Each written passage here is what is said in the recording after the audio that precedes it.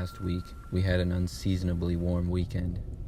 Because of the nice weather, I decided to get some yard work done. I live on a 4-acre property, and the yard takes some work to maintain because there's a small woods in the backyard and various plants growing throughout.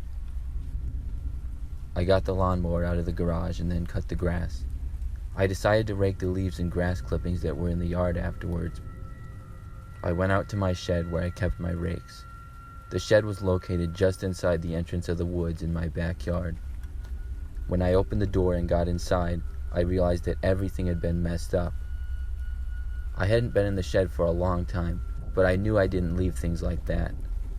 Many items were messed up and thrown on the floor, and I also saw several blankets with food wrappers. It looked as though someone had been living in there. The sight of it absolutely gave me the creeps. I looked around carefully to make sure nobody was currently in the shed. It wasn't very big, maybe only 10 feet wide by 20 feet long. After looking around, no one was in there, but it was clear that somebody had been living in there very recently. When I saw this, I decided to buy a lock for my shed immediately. I hadn't had one because I didn't keep anything too valuable in it, and obviously I didn't expect anybody to be living in there. That same day, I went to the store and bought a high-strength lock just in case whoever was living in there decided to come back. I installed it the same day.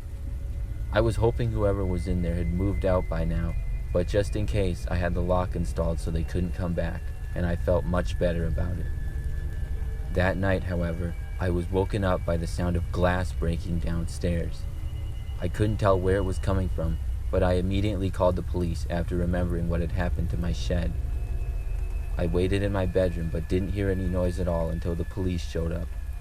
When they did, I went downstairs. I saw that a rock had been thrown through my kitchen window and it was on the floor surrounded by a bunch of broken glass. The police searched my entire house but nobody was found. Then I told the police about my shed. We went back out and saw that there had been lots of marks made with likely a rock on the shed lock as well as the door. The conclusion we came to is whoever had been living in there had returned, but when they found it was locked, they tried to break in with a rock, and when they couldn't, they threw it through my window out of anger. The police ended up searching my whole yard into the woods, but they never found whoever it was. It's been a week now, and I'm hoping they never come back.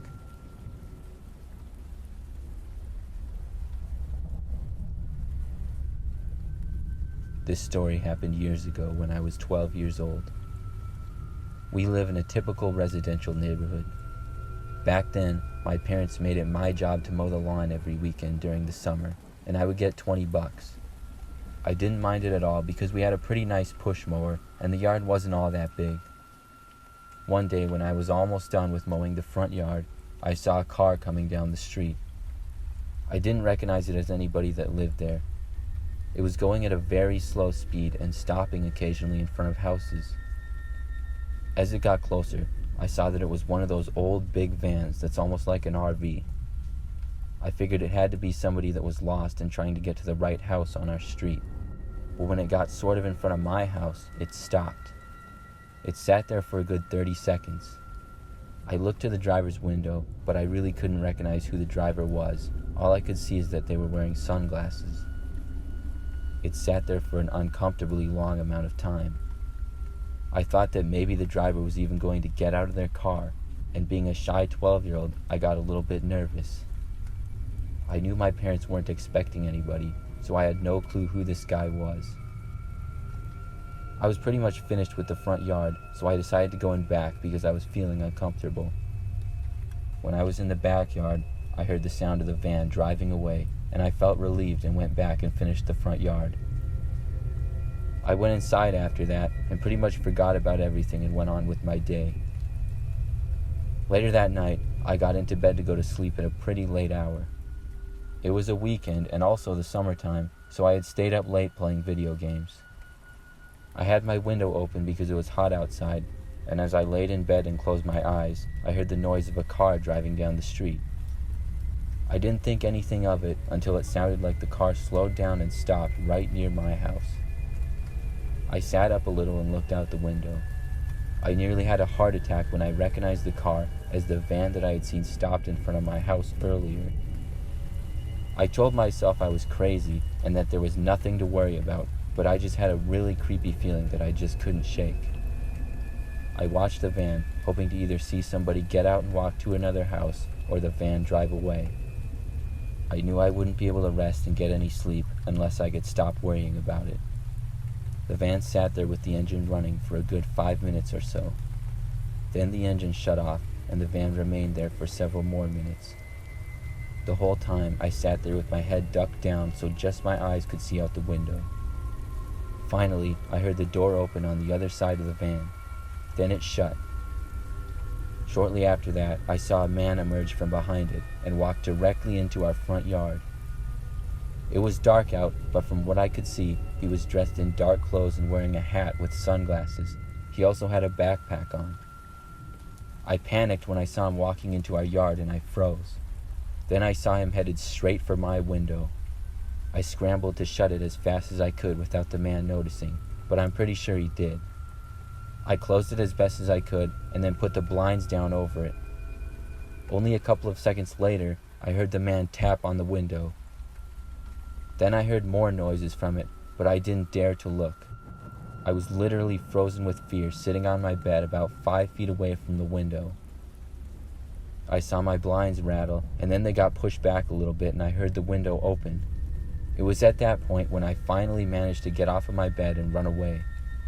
I ran out of my room to my parents' bedroom across the hall. I ran inside and woke them up.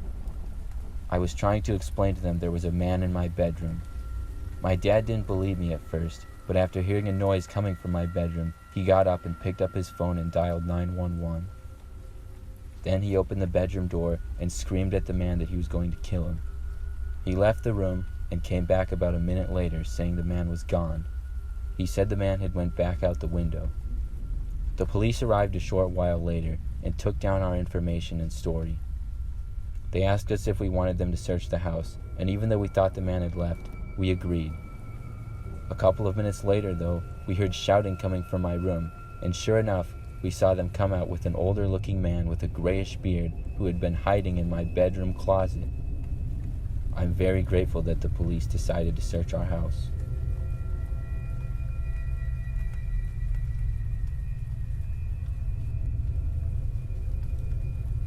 My wife and I recently got married and bought a pretty nice house.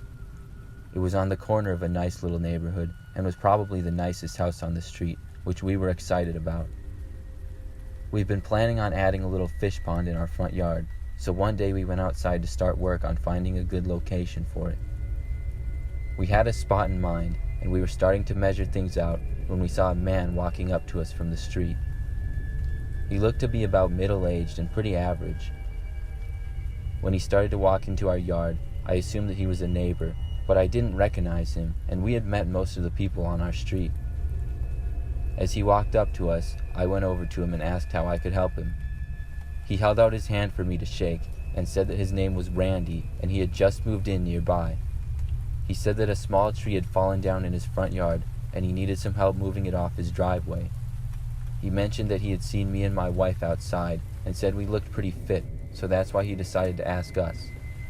I told him we could sure try to help him, and he told us to follow him.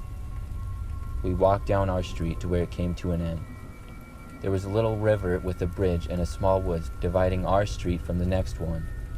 We walked through the bridge, which had a little tunnel on it, and then began walking through the roughly 30 feet of woods before we came to the next street. As soon as we stepped off the bridge, however, I noticed out of the corner of my eye a man wearing a full face mask crouching down behind a tree. Before my brain could even process this, there was a noise from the other side of the path, and I saw another man emerge from the woods also wearing a full mask. My wife screamed and I saw one of the men going straight towards her. I ran to try to block him, and at the same time I felt the other man grabbing me. He tackled me to the ground, but in doing so I ran into the other man. Both men now had control of me, and Randy just stood there and watched the whole thing happen. My wife tried helping me as I was struggling with the men, but they overpowered us. She was able to get away to run and call the police. I was doing all I could to defend myself, but the men started to rough me up pretty good. They punched me and kicked me a few times, and then demanded my wallet and phone, which I gave to them. After they got them, I heard a car pull up and saw an older-looking red pickup truck stop, and all the men got into it, and it drove away. My wife came back over and told me that the police were coming. I had been beaten up pretty good, but I didn't feel like anything was broken. The police arrived a short while later, and I told them all I could, but with the men wearing full face masks, I was only able to identify Randy in the truck. I was taken to the hospital, but had no serious injuries and was released the same day.